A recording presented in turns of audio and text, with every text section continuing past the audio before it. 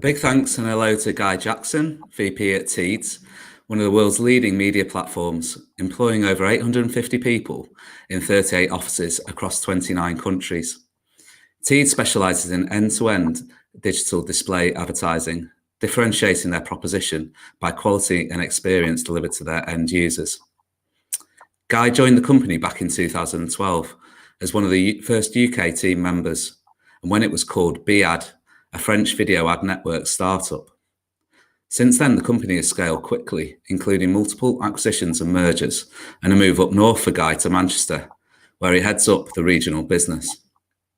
Following the growth and success of the company, Teads now holds $1 billion plus valuation and has been recognised as one of the best places to work.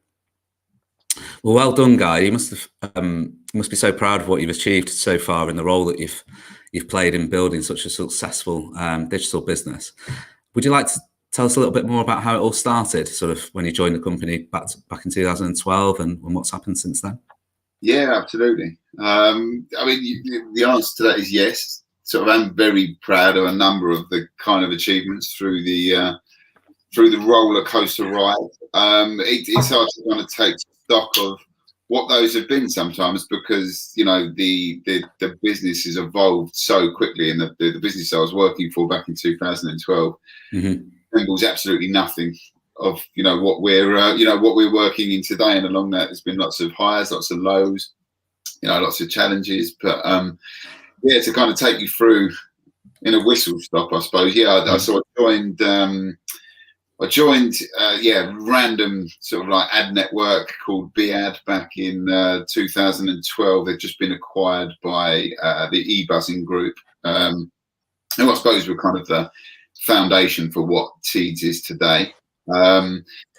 It was an ad net that had done quite well over in France, but hadn't touched base down in the UK at all. So my first kind of jobs was to kind of have a look at a load of French decks and translate them and try and make them relevant for the market over here. We kind of got all that underway. I remember selling our very, very first campaign back in 2012, a couple of months after starting.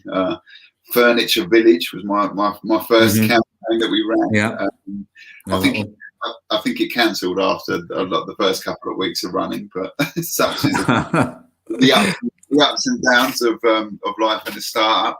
And it was a real sort of like hotbed of entrepreneurialism back then. It was lots of really sort of hungry people, where the eBuzzing group had been on kind of a big acquisition spree, as it were.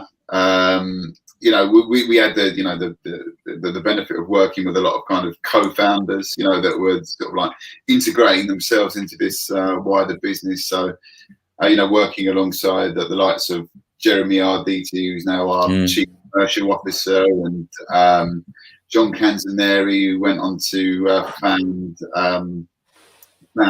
Ogre, and there was an intern that we worked with at the time as well, Quentin, who went on to found Mobcoy and sell that a few years later. He ended up, selling that by the time he was 30 years old and making his million, which was great. Well, yeah, I've worked alongside some absolutely fascinating people in that time, and then lots of ups, lots of downs. The proposition is massively matured. I suppose we would now consider ourselves one of the very big sort of global ad tech players. But really still kind of just getting started, really. It was 4 years ago, just over 4 years ago, I sort of made a move from London, where I'm obviously from, and moved up to Manchester, and had this zany idea that I could build a business in the north, having very little experience of working in the markets outside of London, but we were making less than £500,000 a year from the north, and sort of 4 years later, and we're kind of going into sort of 10 million plus territory, and amazing. Fantastic business. So yeah, it's been a real pleasure. Yeah. And how have you found it along that sort of journey, if you like? You mentioned there the entrepreneurial spirit in the early days, some of the amazingly talented people that you've either worked with or continue to work with that sort of real get up and go and want to drive growth type of mentality and culture. But I guess that with all the ups, there's also some challenges that come along the way. How did you find those early days when around the sort of the buzz of growing and the excitement versus some of the pressures that might have come with it? Yeah, I mean, the highs are really high. I mean, again, I'll go back to selling that first campaign. It was, I think, like a $7,000 campaign at the time. That which was relatively small in terms of where we kind of normally pitch ourselves. But it felt amazing, Yeah. And then it comes with people coming in, people leaving very fast. You are scared, at the time. Cash flow is a massive issue within companies like that. There was a few times where we were all wondering where our pay was on payday. Those kind of early days, it's quite hard to take sometimes, and you come out of meetings, wondering if you've got product market fit quite right, and thinking, I am never going to be able to sell this ever, and then really sort of doubting yourself and doubting the company, and then things happening that that completely switch your mind the other way, and you think you've cracked it all of a sudden, and then, so there's been some absolutely incredible highs along the way, but it doesn't half come with sort of a lot of mental struggles along the way. And I think resilience is really important, and really trying to keep your head as straight as you possibly can. But that's a whole challenge in and amongst itself, I think. Yeah. I mean, your type of role as well, and the type of business it is really, with a lot of your senior individuals needing to be client facing and sort of building those client relationships, and out there, you've referenced there, sort of with high growth comes sort of new business and sales and everything that goes with it. So it's which sounds quite an attractive thing actually, but almost like an unusual thing to be talking about in over the last 12 months. But it's very interpersonal type of role, which involves a lot of entertaining and interaction, and often that's sort of going out, not just during the daytime to meetings, but at the nighttime entertaining as well. And you referenced there some of the mental pressures. Did you find that the long hours are challenging in that respect, and the associated sort of entertaining element, long days, sort of burning the candles at both ends? It's quite a tough environment. Yeah, I mean, when I joined, I was a young man, so I sort of saw the positives a lot more than I saw the negatives. I think, I mean, I even remember kind of my first interview was with Jeremy, who I referenced earlier, who's now our CCO, and him saying, I think I'm thinking of kind of not paying people's bonuses, if they're not out a certain number of times a week or something like this. Right. Okay. Real drive to, kind of client entertainment. And I mean, the reality is it works. Building relationships with people is just so important. And but I mean, it was great at the time. You get to have lunch in nice places. You get to have with, fun people. It's all exciting. So it was a good part. And I think the stress is kind of, I found more coming as you start you start needing to slow down. I mean, you've got a bit old, get family comes along, and pressures of relationships as well. That can all play a bit of a big strain on things sometimes. So as you grow up, being out with people that you don't know so much isn't as appealing. That being said, it still is occasionally. I think the type of entertaining that I do now is probably quite a bit different from what I was doing back in those early days. Well, certainly the last 12 months it will have been a bit different, won't it?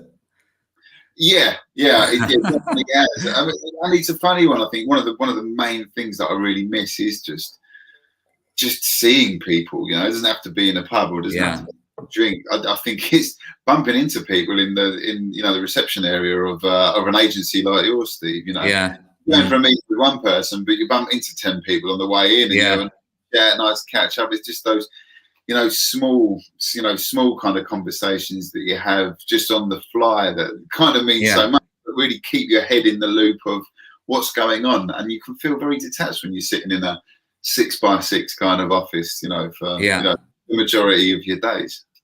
Absolutely.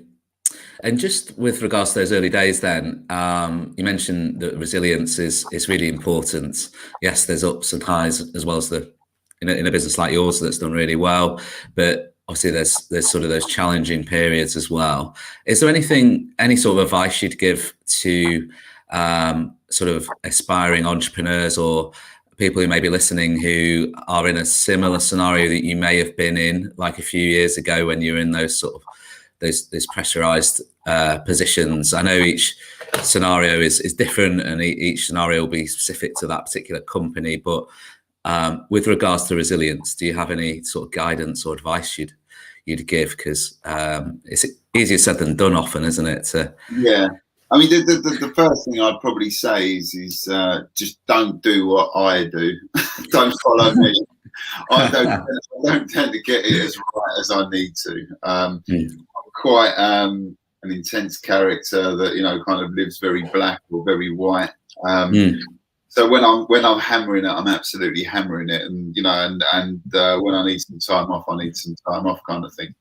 But I think balance is the key to life, and sort of finding the right balance is great. There's a guy on my team, Bully, fantastic guy, and he's I think the last sort of 12 to 18 months he's been through quite a transformational journey, and found a real balance inside himself, I think. I would say follow Bully, not me. But balance it really is the key thing, and it's being true to yourself, and not getting carried away with like the short-term pressures that always feel like they're there. It's to make the next sale, so get the cash flow coming through a business now. You do need that, don't get me wrong. But at the end of the day, you've got a long life to live. You've got a long career, so you've got to find balance and a way of performing sustainably. Yeah, no, it's great advice, Guy. It's really, really strong advice, and I think it's really difficult at times, isn't it? When you're in a sales role, particularly, they've got commercial goals, targets, ambitions, and perhaps you're down in a particular period, or you're chasing those numbers. It's very hard to get that balance to say, right, well, I've got to hit my targets, but I've also got to maintain a view on that strategic approach that we've got. We've got to be true to the strategy.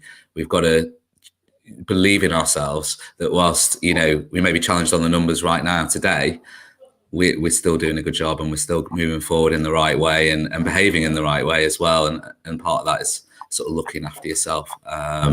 So yeah, great advice. Thanks very much for that. And one thing that many people don't know about yourself, particularly, and I'm listening to what you're saying there around your sort of application, dedication, sort of full on going into things. You're from or you've been very heavily involved in the past in boxing, haven't you? Training, sort of competing at a good level within quite an intense sport, particularly from a sport that requires intense training to get yourself sort of match fit, if you like. Do you think that's influenced, how you've, not to put words in your mouth, but do you think that has influenced how you've approached your sort of working life as well, or at all? Or? Definitely, yeah. I mean, I think the sport, it really teaches you. It teaches discipline, I think, more than anything. I think people really think of it as a very aggressive sport, and but really, I mean, when I look at it like it's the sweet science, and and looking at kind of the discipline you need, looking at the finesse you need. For me, it's all about the beauty of nice footwork and the way you tread, and not wearing yourself out too much. There's so much, they do say that the boxing ring is like a metaphor for life. But again, saying it really was a metaphor for me as well. I was quite an aggressive fighter that just used to like to go and try and blast people out a lot of the time. Yeah. Which is kind of what I'm like, in life, as I kind of mentioned. But I mean, yeah, it's a fantastic sport. It does, really did teach me a lot. I think it was better for me when I was growing up in, sort of my youth. The amateur boxing is a really, really beautiful sport, I think. And you kind of fight once a week, and you get a call up on a Friday going, oh, you're fighting tomorrow. Do you want to take it? Yeah, I'll go and I'll do it. And you always keep at your sort of fighting weight, and you always stay fit.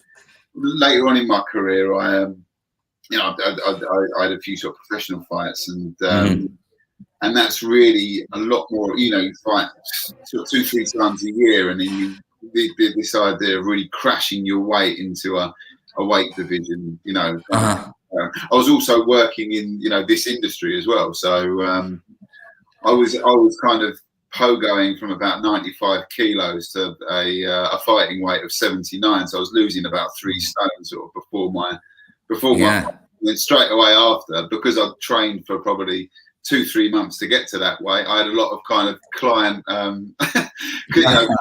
client jollies to make up on. So I go hitting the restaurants and the bars quite hard with my clients, put all that weight back on, and it kind of got me into this pogo mentality a little bit. So, yeah, be an amateur, not a professional. Yeah, that's great. It's great to hear how you balanced it and still managed to, entertain the clients whilst, sort of training that hard, essentially, to meet those fighting weights. Well done on achieving that. Just to come back to the platform a little bit, and I don't think a lot of people realise like how intricate, particularly the Teads platform is, around the different capabilities of the platform and how that's evolved essentially from particularly the period that you joined the company back in 2012. Digital display, programmatic digital display, it's evolved quite a lot in that period. And with that, the capabilities of the channel, essentially, which is represented through your platform. Do you want to talk us a little bit through some of the key developments that have taken place and the capabilities and the opportunities for advertisers through the platform? Yeah, sure. This is where I actually do get quite passionate. I'm really interested in product strategy and really kind of understanding the details of how the platform's evolved. There's obviously been such a fascinating journey that to see how and why it's developed in that way has been great. I mean, we started off really focused on a very niche area of the of the kind of ad ecosystem, and that was the video space. Company was Teads was founded by a couple of entrepreneurs in down in south of France, and they'd built a website that they wanted to try and monetize, and they're monetizing it via Google, and they sort of soon found that on a small website you couldn't really make much money, so they wanted to increase the page yield on every single page, and the answer that they came up with, well, we've got to try and serve video advertising on these pages. And in there came this sort of catch-22 situation that at the time the only way that you could serve a video advert was to have a piece of video content, a video player on the page, and of course they created editorial content, not video content. So the initial solution was actually really simple. It was just a simple bit of code that slips onto the page, and it enabled between the paragraphs of an editorial article to split the paragraph and actually just create a video player in the middle of that article, and that kind of gave birth to the initial kind of proposition. It was an ad serving platform that served videos in article, but they then took that out to numerous other publishers around France, and soon realised that publishers were biting their hands off to get this kind of technology, because it enabled them to really monetize their pages. And that was kind of gave birth to what Teads is today. They then merged with the company that I worked for, eBuzzing. And eBuzzing at the time was a video ad network, and soon realised we've got droves and droves of very, very high quality inventory here. So basically dropped every other product that they were working on at the time and just doubled down on, you know, the Teads proposition. And we soon became the world's, you know, biggest video supply platform. So, you know, currently reaching, I think it's 1.7 billion users globally, you know, which is huge, absolutely huge. And where we are today is, you know, we really sort of talk about it as, you know, a true alternative to the walled garden platforms. You know, it's the Facebook, but just for the open web. But importantly, we've kept that the fundamental part of all of that is, you know, working just with editorial publishers. You know, so again, really focusing on funding quality journalism. And we've broken out from just video advertising. You know, we work, you know, serving static images and, you know, creative rich media into that same ad slot, but it's all proprietary ad slots that, you know, we work with. So we don't buy and sell, you know, kind of publisher owned ad slots. We create our own on the page, and the idea is that we're creating a lot more engagement, you know, and adverts that are really, you know, designed to cut through the noise within very easy kind of online environments that you see today. It's to this day an extremely strong proposition. And you take our chairman Pierre, his you know, his phrase for this: we're really only just getting started, and I do truly believe that as well. Yeah. No, just picking up on a couple of things that you mentioned there. Thanks for sharing the journey. I mean, it comes across very strongly with what you say around the quality of the content, the quality of the sites, essentially, the quality of the network, the quality of the proposition. And I think a couple of the things to note with that, you know, that seems to be sort of addressing a key aspect of display advertising that's been there for a very long time now. You know, if you're from an advertiser's perspective or an agency's perspective, you want the reassurance essentially that your adverts are going to be served on the right sites, that there's going to be that level of brand protection, brand alignment, particularly if you're a premium brand. And whilst you accept that you won't always be served on the most high traffic sites, you would still want to need that quality and reassurance. And I think that's something that Teads have done really well in terms of addressing that need in the market. But also to pick up on that last point you made there, you know, it goes without saying that, you know, and this has been the case for, you know, a good couple of years now plus, but consumers are served with such a proliferation of messages, you know, in their day-to-day lives now. They're overwhelmed with the amount of adverts that they're served, particularly if they're regular users of social media platforms or just generally decent, heavy internet users like most young adults are. And, you know, it's that quality over quantity, because what, you know, there's all those stats out there, isn't there, around sort of attention spans and, you know, the amount of time that users spend looking at an ad and all that type of stuff. So I think one of the key trends that continues to evolve in the space generally is the importance of creative. You know, often these things come back to the basics of marketing and advertising, don't they? Like, you know, the importance of the messaging, the importance of the creative to get that cut through. I'm sure creative agencies would look at that and go, well, that's always been the case. That's been the case for decades. But I think these things come round and round in circles. You know, and that's what we're talking a lot to clients about is, yes, you need to plan and buy your media effectively. Of course you do. That's super important for driving response and engaging relevant audiences. But actually the creative, more than ever, is critical on these platforms because they serve so many ads. You know, consumers serve so many ads and that's only increasing. And, you know, in order to get your advertising to stand out, you need to engage the audience successfully at different stages of the funnel, depending on where they are. Is that the type of narrative that do you align with that? In terms of how you... Absolutely, yeah. I mean, I think it's really key. And, you know, we talk about, you know, display for ages. It's just been a bit of a race to the bottom, really, you know.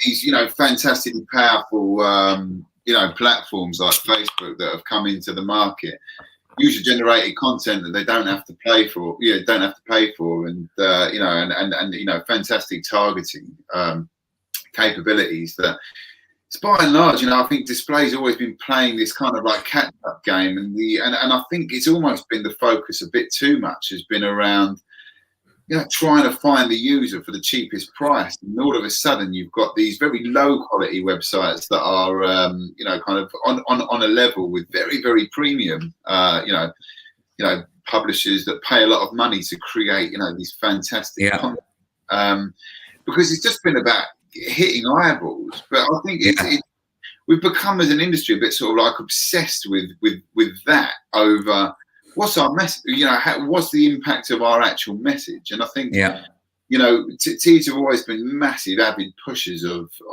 this. We've built our own Teads studio proposition. So really enriching the, the ads that we have online, and, really making sure that they do cut through the noise and create engagement in all of the, in all of the right ways and all the right places. I think we're going to see a lot more trends, coming soon. Obviously we're seeing Google, killing identity within its browser, and that's going to play into the hands of kind of more premium publishers. But also, the lever that advertisers are going to look to pull a lot more is going to be that creative one, making sure they're getting cut through. I think the next step is really about measurement changing, what performance really means. I've always found it fascinating, kind of, I started my advertising journey after, coming out of a career where I was going to be a multi-million-pound making stockbroker, to then lose my job during the last recession. I walked into future publishing and was selling, print advertising. I've always liked to kind of stay ahead of trends, so I kind of fast got on the back of, digital advertising, digital display. And of course, it was brilliant because you could sell this type of advertising that, you actually got response from, because people could click it and you could say, you've got to click directly through to your website. But then people realised, well, most of those clicks weren't doing anything. So then you started measuring in different ways, and then you looked at acquisition off the back of it, and then you look at post-view acquisition, post-click acquisition. Then you look at kind of, econometrics and multi-touch attribution and all this kind of, and we're just chasing all of these different ways of measuring something and trying to fit it into all of these different models. I think what we're probably going to see more of is where that kind of measurement is going to become a bit more difficult. The industry is probably just going to go back to basics a little bit and say, is this an advert that has been seen? Does it promote the right emotional response? How many people have you hit with it? And I think it's just going to be a lot more simple. So it's going to be interesting to see how kind of, especially performance advertising, evolves over the next couple of years. But I definitely think sort of like, doubling down on creative is going to be a massive. No, interesting. I agree with many points you made there, Guy. And what's next for the future in Teads world then? What do you see coming next over the next sort of 12? I know it's difficult to predict at the moment. It's one of the most difficult periods as we come out of COVID and hopefully return to some sort of normality. But have you got a view on what you're planning next over the fall? Yeah, I mean, we change and we pivot very quickly. This is the strength of the company, is how quickly we can adapt, evolve, innovate, and pivot. Basically, the whole business. We've got a very, lean, lean digital-based company foundation, which is again sort of a point of fascination for myself. But moving forward, it's really about kind of doubling down on that. I don't know what's round the corner, but what I do know is kind of like the company vision, and that is to be kind of true owners of the open web. Yeah. And coming back to kind of the understanding of product strategy, we want to contain all interactions and data within our platform, and you can make really intelligent decisions, based on, kind of how you deliver value to a customer, an end customer. So, the first thing that we're really pushing is mass adoption of our Teads Ad Manager platform.